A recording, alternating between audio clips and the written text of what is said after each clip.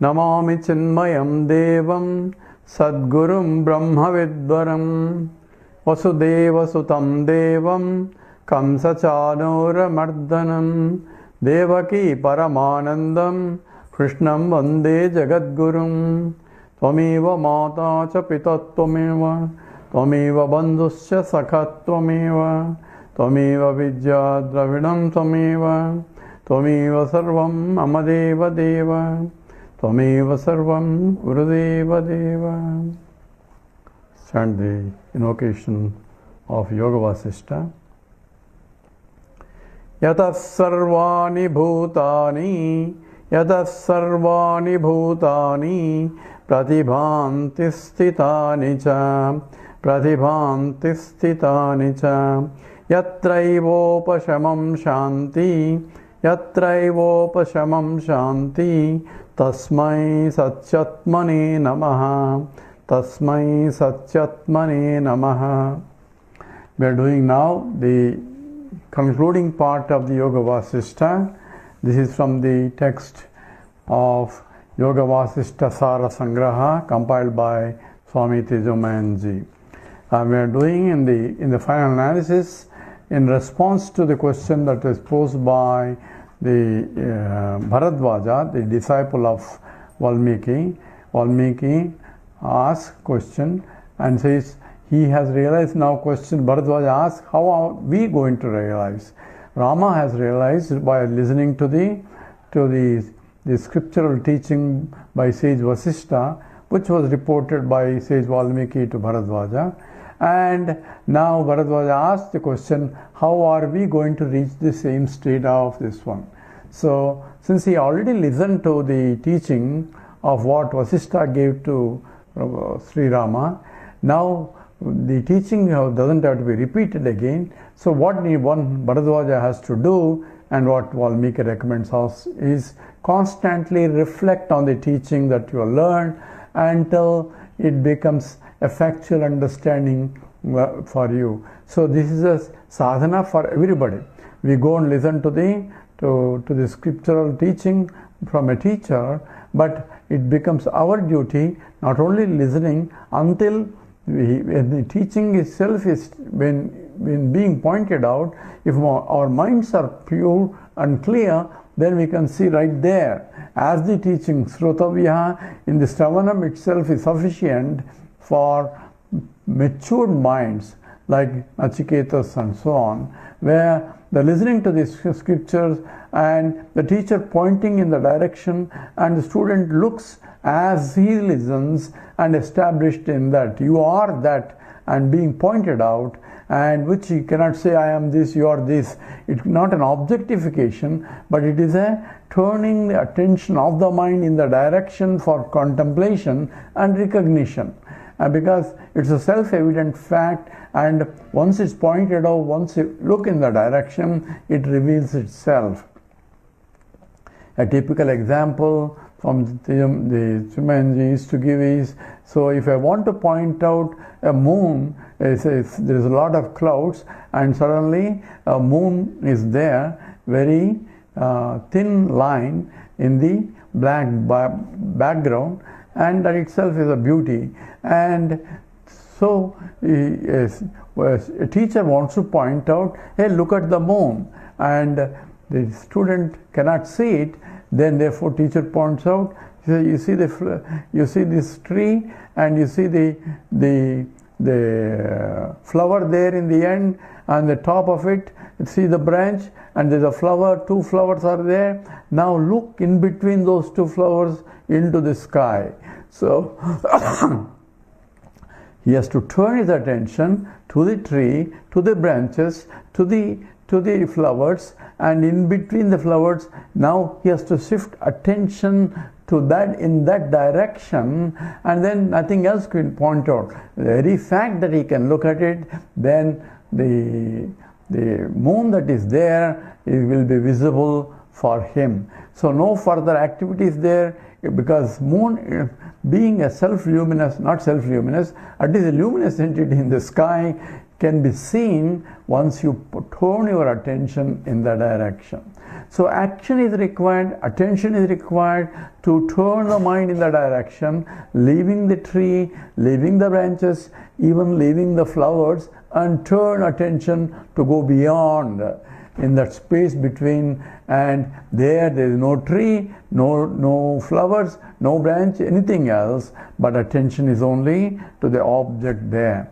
The same way you have to contemplate in the direction you are not this but that, because of which all this is being evident or known. So it's not the mind, it's not the thoughts, but it's not a suppression of the thoughts or getting out of the mind. You use the mind, look at the thoughts, but without paying attention to the thoughts, but in the direction that because of which every thought is revealed. The consciousness that reveals the thought, that is subtle one. It's not like looking at the moon, an object. It is it's not an object, but it is at the same time evident also, because all-pervading reality, that consciousness you are. So that is requires a subtle, at the same time shifting attention of the mind in the direction pointed out by the teacher. Therefore, here the sage Valmiki carefully says, in fact, you have to do that in the direction that is being pointed out. So paramsham swayam punaha. So this is essentially by yourself, again in that samyak reflecting on that, you have to see that that is the truth that is being pointed out. So not only Sravanam, but use whatever is heard that is being pointed out, one has to contemplate and think in the direction. That is not a thoughtless state, but using the mind and the thoughts, go beyond the mind and beyond the thoughts. It's not a dropping of the mind, but shifting attention of the mind only, be that which enlivens the mind. So that's why it is a very subtle. You are looking at the mind, but not looking at the mind. You are looking at, just as we said, you are looking at the moon, but not looking at the moon, but see the sunlight that is getting reflected. Your attention is on the light, but not the object that is reflecting. That is what the attention, and that's where the subtleness and difficult part of it is only because we are habituated to look at the object that reflects rather than the light that is getting reflected. This is true for every light also, common light. When you say, yeah, I see this object, I see that object, and so on, when you look around in the lighted room, but what you are seeing is only light falling on the object, reflected by the object and coming to your retina, and what you are seeing is only reflected light, but attention is reflecting medium is being attention, but not on the light. So that's why it needs to be trained. So the sage Valmiki instructs him to keep doing this all the time until you become established in that. And the world itself, recognize the world itself is not real, but that because of which the world is, that is real. So any unreal apparent things should have as a bottom line something that is real, which is, in this case, the real is not perceptible.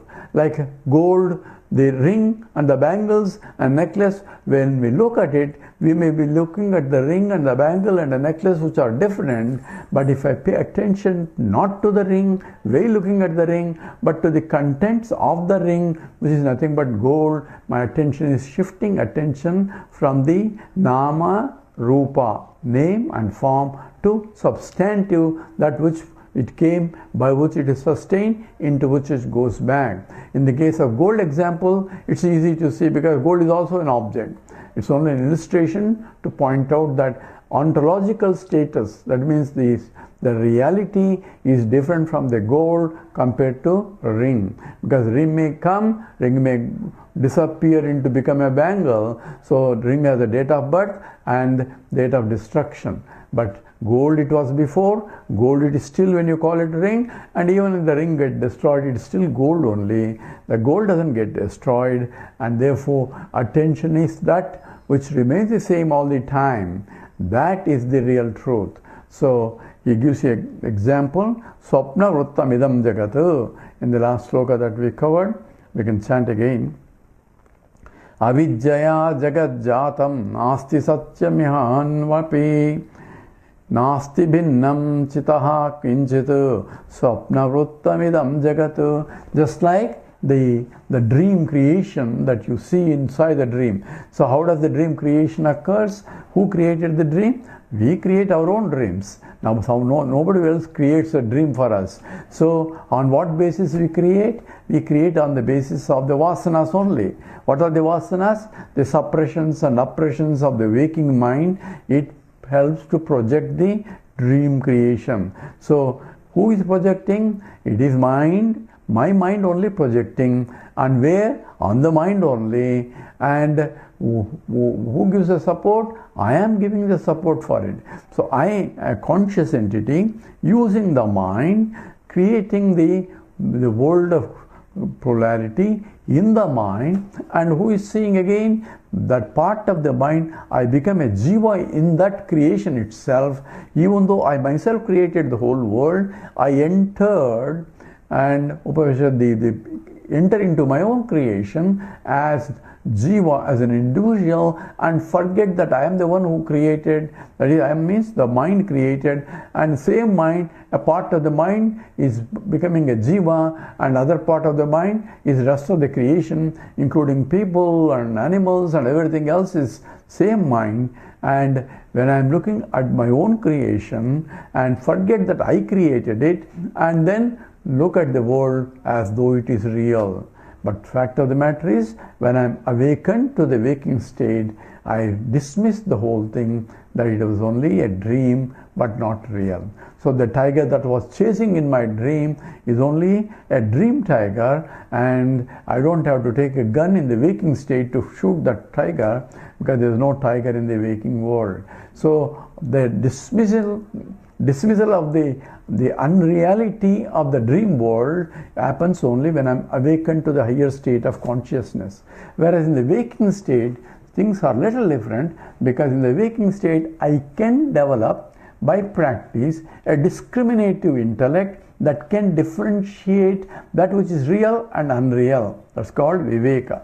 So, nitya, anitya, vastu viveka. What is eternal and what is ephemeral. So in every ephemeral there has to be substantive, which is changeless entity, and that is the eternal. So by using cognitively see that which cannot be seen otherwise, but one has to shift attention to that, because of which everything is seen, and that is essentially is the consciousness. This is nasti bhinnam chitaha kinchit. There is nothing other than consciousness, because sarvam kalvidam brahma. Everything is nothing but Brahman. And what is Brahman? Prajnanam Brahma. Consciousness is Brahman, and everything is nothing but Brahman. And therefore, whatever I see is nehana nasti kinchana. There is absolutely no reality, that the reality that I see, that has to be understood. So essentially Valmiki ji is giving in a simple capsule the essence of Vedantic teaching here, and this itself is a reflection for people who want to contemplate, and that's what essentially we are going slowly. The conclusion where Valmiki ji himself is summarizing the teaching itself. Now we go to next sloka, page 6. Sakaram bhajatavat Tvam sakaram bhajatavatvam yavat satyam prasidati nirakaro pare tatve tataha stitirakruttrima. Together. Sakaram bhajatavatvam yavat satyam prasidati nirakaro pare tatve tataha stitirakruttrima. So here is a very beautiful instruction by Valmiki ji. He says, as you are growing as a sadhana, this is for the discipline of the mind. It says, sakaram bhaja tavat tvam yavat satyam prasidati. So long as, until then, this is a clause. So yavat savat. So until then you have to do this. What is that? Sakaram bhaja. Worship the Lord Ishvara in the form. Sakaram, in the form. Because the mind requires a form for concentration. So the God is everywhere. You should not have any idol worship. Nobody worships idols. Even Hindus, they don't worship idols. What they worship is the ideal that is projected on the idol. For them, idol is required so that the mind can concentrate, then slowly shift the attention to the something that cannot be seen, yet it is there. So first akara, that is sakara, the form worship is important as a part of sadhana, so that chitta ekagrata becomes important. And slowly by Vedantic Shravanam, expand the mind, because since the Lord is not just only in the form, Lord is everywhere also, in every form also. So every akara is nothing but the Lord.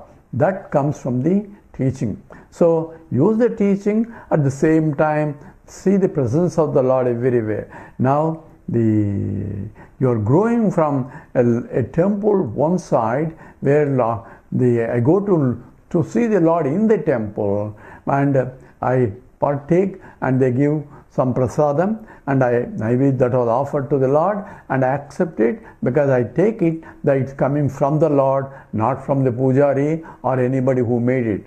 So once it's offered to the Lord, it becomes a prasadam. Before that, it is nivedanam, naivedyam. And we don't make prasadam, we make naivedyam, and prasadam is given by the Lord. And accept, because once you say it's a prasadam, every Hindu accept it with a reverential attitude. So people who criticize Hindus as, hey, you are idol worshippers, they themselves go to Makkah and then kiss some stone there, but they know that stone is not a real stone, but they have an ideal behind that stone. So we don't criticize them, but we don't accept their criticism also, because it's a partial criticism. So any akara is helpful for the mind. So when I am saluting a piece of cloth and with either tricolors or stars and stripes, I know I am not saluting a cloth, I am saluting a nation, and I cannot salute a nation because nation is everywhere. So I am picturizing nation in the form here and saluting, but my salute goes to the whole nation itself. That is a symbolic understanding of what essentially ideal means. And even though the flag that we call it is hosted with a reverence, and also we chant the national anthem at that time, and we stand up with reverence also. So when we are chanting, the same thing, a pujari chants something in the temple, but not to the stone, but to the ideal. So when the temple is built, they called Kumbhabhishekam. Abhishekam means they are invoking the Lord to come into that form. So it was only form until then. A Shilpi has made it. But once the Lord is invoked through process of puja and all that, then it is considered as a Lord. Even the Shilpi doesn't want to touch it afterwards, because he knows that it is Lord has come into that. That is called the idol. So even in the Hindu worship, when we worship anything, this is Asmin Bimbe Mahavishnum Avahayami. So I am invoking the presence of the Lord in this form. So that form, even though whatever the form that we are invoking the presence of the Lord there, and once invoke, then we worship it as though Lord is sitting there. Because Lord is everywhere and we cannot see anywhere, though at least we are invoking in that form, and therefore that form is worshipped not for the form's sake, but So, and we offer everything as though guest has come. We have to, just when people come, guest has come, hey, you want a Coke or a coffee or something, we offer something. Same way, Lord, once you invite him to come here, please come down here, we are inviting him. And once he comes, then we have to take care of him. He needs an Naivedyam Samarpayami, the Madhya Madhya Paniyam Samarpayami, so he doesn't get choked. Say we offer in between when he is eating food, we offer some the water also. So all that 16 steps are there as the invocation, and the last step after the puja is over, there is a visarjanam. That means, oh Lord, I have invoked you for some reason. Now you can go. You are very busy, and therefore you can leave. So after that, it is considered as Lord, I already left. That idol is properly disposed. So we don't, just as we take even the torn flag has to be properly disposed because it was once standing for the nation. Therefore that attitude makes it different, and that's what is essentially same thing is involved in the idol worship also. Here the instruction by the Valmiki ji is Sakaram bhaja tavat tvam yavat satyam prasidata. So until you can see the truth, satyam. What is satyam? Everything is nothing but the Lord. So until I can see the Lord in every akaram, and also where there is no akaram also Lord is there. So in the space is also akaram. In the space is also invoked as a idol in the Chidambaram. Chidambaram, Chidambaram. So consciousness, infiniteness as the space itself, that's called Chidambara Rahasya. So after worshipping the idol, they'll take you to a room and look at the Lord. There is nothing but a garland is hanging in the space, and it says, you will say, oh, there is nothing there, but everything is there only. Until then you are worshipping a form, and here formless form is being worshipped. So that is more subtler, and to see the presence of the Lord is a training for me to see even the space Lord is. I cannot see a space. You think like you can see the space, you cannot see the light, and you cannot just see the space also. I said light is only reflected light we can see. So what about the space? Space also I cannot see only when there is an object in the space. From point to point, two objects, the gap is defined the space. Otherwise, if there is no object at all, then there is no way I can recognize space also. So space is the gap between two simultaneous points, and time is gap between two sequential observations. So that exactly time and space are somewhat interrelated. Anyway, that's a relative theory. But here Sakaram bhaja tavat tvam yavat satyam prasidata. Until you can see the truth. What is the truth? The Lord is imperceptible. Why? Because he is infinite. So therefore I cannot see the Lord, but that because of which I can see. That's exactly the Kenopanishad talks about. Yat chakshusha na pasyati, ena chakshum si pasyati, tadeva brahma tvam viddhi, nedam yadidam upasasi. That which eyes cannot see. So just now sakaram, until then I am seeing the word, the akaram. But here, for a matured mind, the scripture is taking you. So until you can see this truth, keep worshipping. That's what Valmiki is also saying. Until I can see that which I cannot see, and that if I can pay attention to that, then I can leave the object.